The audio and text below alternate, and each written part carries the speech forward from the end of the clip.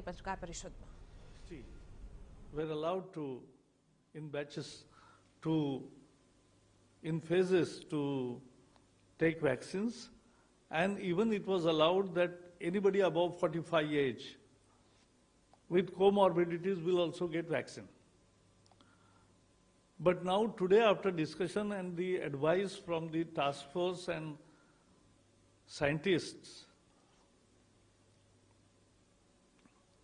this is decided that from 1st April, the vaccine will open for everybody above 45 years of age. So we request that all eligible people should immediately register from 1st April and get vaccinated, because that is basically the shield against the disease. In a second decision also, the advice given by these scientists and world scientist bodies also,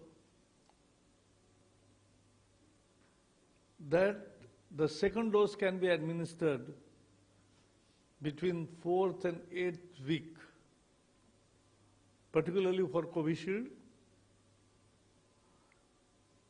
And let me tell you, so our appeal is that all above 45 should take vaccine as early as possible. That will provide them the shield against the corona disease, and they should register for getting it vaccinated. And also let me clarify that vaccines are available in enough number. There is no scarcity,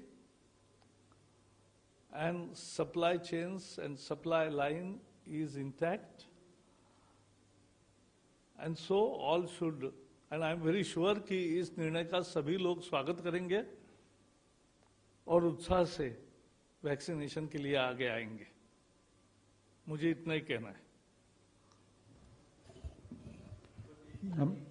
number 29. Sir, मैं लक्ष्मण हूँ CNBC आवाज से.